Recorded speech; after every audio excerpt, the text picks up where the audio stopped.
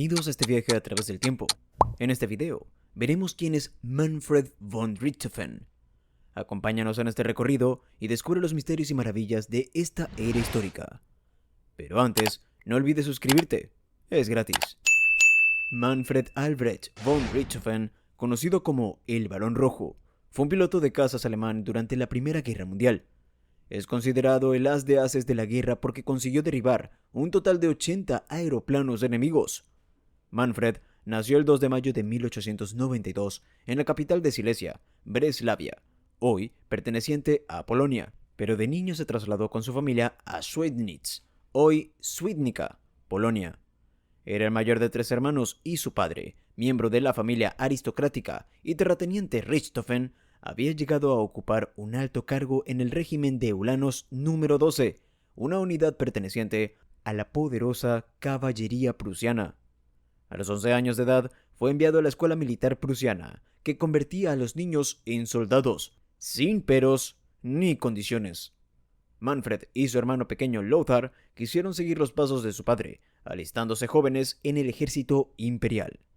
Practicó caza y equitación, y cuando completó su adiestramiento como cadete, se alistó en los Ulanos, o caballería alemana, siendo nominado 3 años después teniente del primer regimiento. En 1914, durante la Primera Guerra Mundial, von Richthofen pasó de la caballería, donde ganó la condecoración de la Cruz de Hierro, a la infantería, pero en esta modalidad no prosperó, ya que las condiciones que se vivían en las trincheras eran inhumanas y muy aburridas, según sus palabras. Finalmente encontraría su lugar alistándose en la aviación, donde demostró una gran capacidad con esta arma, innovadora para lo que hasta entonces había sido la guerra. La producción de aviones se incrementaría desde los 300, que tenían todos los contrincantes al principio de la contienda, hasta los 150.000 al finalizar. Manfred no lograría destacar en la Academia de Aviadores, aunque luego demostraría ser muy capaz en combate. Al principio, solo se dedicó a observar y fotografiar el frente oriental, e incluso durante un breve periodo de tiempo llegó a operar como tripulante de bombardero. En la Luftstreitkräfte, que era la fuerza aérea alemana del entonces, su encuentro con otro gran aviador, Oswald Boelcke, fue decisivo para su éxito. Boelcke lo seleccionaría para el escuadrón de caza Jagdstaffel o Jasta II. Manfred no defraudaría, y su primer combate sería una victoria. Sucedió sobre el cielo de Cambrai, Francia, el 17 de septiembre de 1916. Durante estos primeros meses se destacó por su agudeza visual y su innato don para afrontar el peligro. Sus compañeros decían que su personalidad se transformaba cuando asumía los mandos de su avión. Desde ese instante y durante los 20 meses siguientes, destacaría como el mejor as de la aviación alemana durante la Primera Guerra Mundial. Von Richthofen llegaría a superar el número de victorias de Boelcke, 40, un récord hasta entonces. Memorable fue su victoria número 11, en la que consiguió derribar el biplano del as británico la No Hawker. Tal fue su desempeño que para enero de 1917 recibiría la Cruz pour le Mérite. En 1917 se le confirió el comando del Jasta 11, que posteriormente sería conocida como el Circo Volador, por los vivaces colores que presentaban sus 14 aviones, los cuales, al igual que un circo, se trasladaban por ferrocarril al lugar a donde se los requería. Fue en este tiempo donde se ganó el apodo de Barón Rojo, porque su avión estaba pintado de rojo para que sus rivales lo reconocieran, llegando a dirigir 58 misiones con éxito, en las cuales derribó a unos 80 aviones, algo que nadie llegaría a superar en ningún bando durante el resto de la guerra. En abril de 1917, el Barón Rojo sumaría 20 derribos él solo. Sus hombres insinuaban que su líder tenía un comportamiento suicida. Pocos meses después, recibió el encargo de dirigir la primera ala de caza de la historia aérea, la JG-1, integrada por los Jasta 4, 6, 10 y 11. Esta unidad llegó a derribar 644 aviones, con solo 56 bajas en sus filas.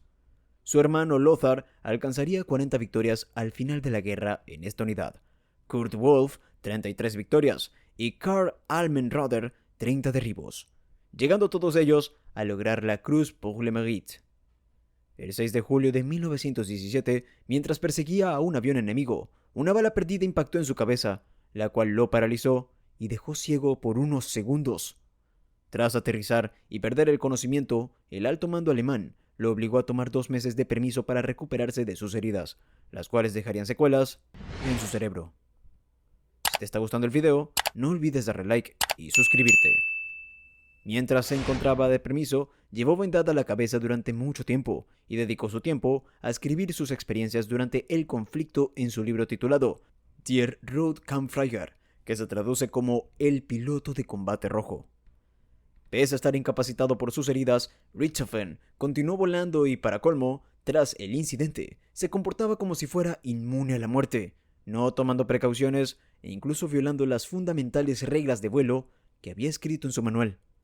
Poco tiempo después, recibió con alegría un Fokker Tier 1, un triplano que también pintó de rojo y que tenía gran agilidad. Aunque si se mantenía en rumbo fijo durante muchos minutos, era susceptible de convertirse en presa fácil. Las aeronaves operadas por el Barón Rojo durante el conflicto sumarían un total de 17 aparatos. Él personalmente los llamaba Les Petits Roux. En contra de lo que se piensa, el famoso Fokker Tier 1, pintado totalmente de rojo, en el que murió Richthofen, apenas fue usado por él, logrando solo las últimas 2 victorias con el triplano.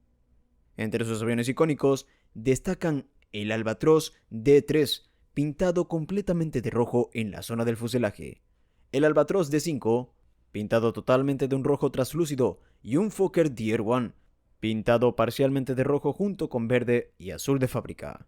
Y sería con estos modelos con los que obtendría la mayoría de sus victorias. Manfred von Richthofen caería en combate el 21 de abril de 1918, cuando aviones del Circo Volador atacaron a un grupo de aviones británicos sobre Vaux-sur-Somme, en Francia. En la mañana del 21 de abril de 1918, el número 209 de la Royal Air Force estaba patrullando cuando se enzarzó en combate con combatientes del Jagdstaffel 11, liderados por Manfred von Richthofen. Un recién llegado al número 209 de la Royal Air Force, el teniente Wilfrid Whoop May, había recibido instrucciones de mantenerse alejado de cualquier pelea y observar. May notó que un piloto enemigo hacía lo mismo. Ese piloto era el primo del Barón Rojo, el teniente Wolfram von Richthofen, a quien le habían dado las mismas instrucciones que May.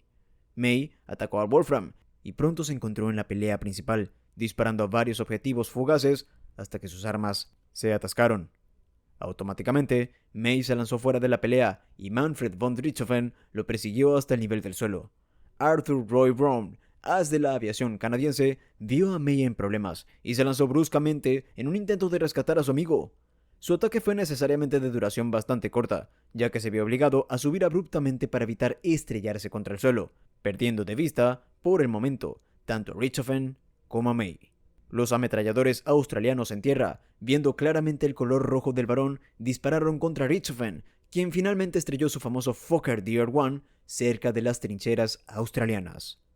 Según las fuentes oficiales, fue Brown el que consiguió matar al piloto alemán, aunque posteriores investigaciones apuntarían a que fue el soldado de infantería australiano William John Snowy Evans el que disparó desde tierra la bala calibre 7.70 milímetros que le atravesó el torso, matándolo al instante. Según el consenso histórico moderno, se sugiere que el artillero antiaéreo australiano, el sargento Cedric Popkin, es la persona con mayor probabilidad de haber sido responsable del disparo que realmente derribó al varón. El Barón Rojo sería enterrado con todos los honores militares por los mismos británicos, quienes le rindieron tributo pese a haber sido su enemigo, a manera de respeto por sus triunfos en combate. En su lápida, que se encuentra en el mismo lugar donde cayó, se puede leer en su epitafio: aquí yace un valiente, un noble adversario y un verdadero hombre de honor, que descansa en paz. Tenía 25 años.